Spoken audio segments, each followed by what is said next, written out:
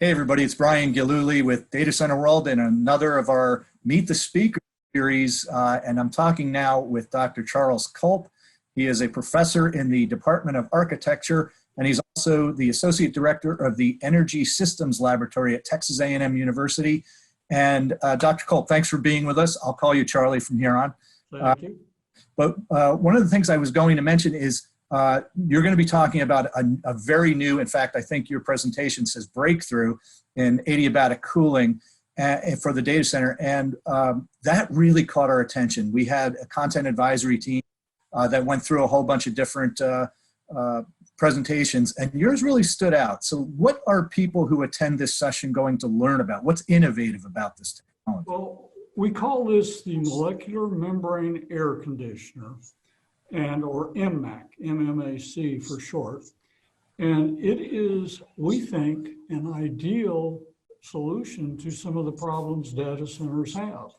So we'll cover how it works, just the fundamentals of how we cool and dehumidify. Mm-hmm. And then we'll come in and focus on data centers. And after that, we'll do really, because you have to look at a data center as being in a whole different variety of climates. Yep. If you're up in Iceland, just blow in the outside air and you're just fine.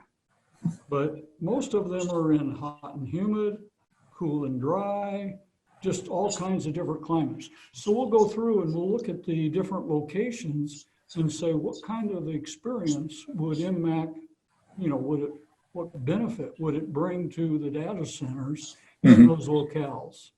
Perfect. And we find generally that we love hot and humid.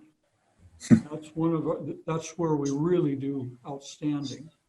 But for data centers, we would like cool and dry with an occasional hot and humid or more humid. Chance of partly cloudy. And then we'll get into how this technology can improve the operation of a data center. Fantastic. Now, tell us, did this technology get developed at Texas A&M, or how did it come about?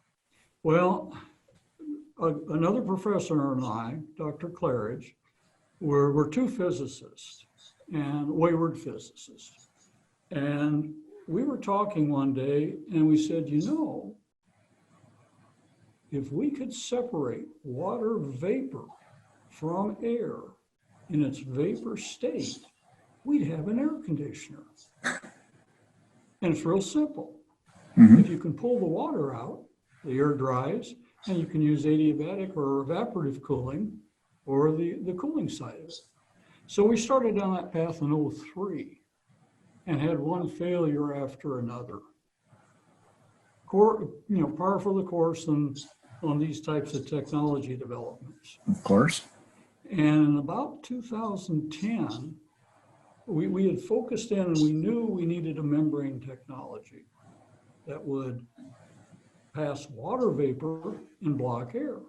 Mm-hmm. And it seems like magic because water vapor is actually bigger than many of the air molecules. Mm-hmm. And it does have a dipole moment, which is an interesting feature of it.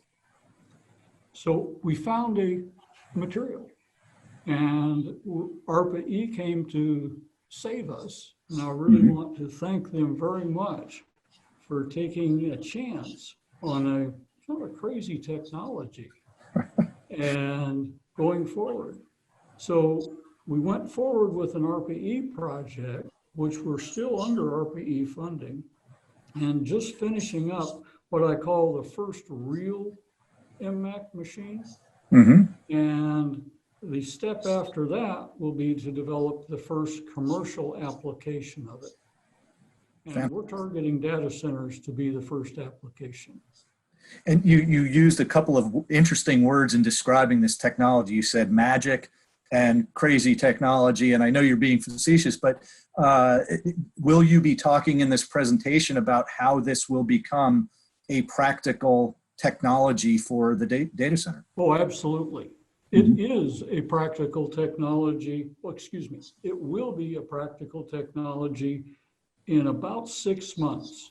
Wow. We have one more step to do, And well, let me back up. If you look at refrigeration systems efficiencies, we usually measure that with coefficient of performance, or COP. I understand data centers use PUEs, but PUEs are a yearly average, and COPs are instantaneous efficiencies. So really, COPs are a little bit better when we're talking efficiencies of the unit. PUEs are a much better number if you're looking at the overall yearly consumption type thing and its performance that way. So they each have their place. But the standard COP of most systems that use refrigerant-based technology, which are being frowned upon increasingly, are about 3 to sometimes 4. In 6 months, ours will be 5. Wow. And then after we start tuning it and tuning the equipment that we're using, we'll be in the 7 to 10 range. So it really is a disruptive technology.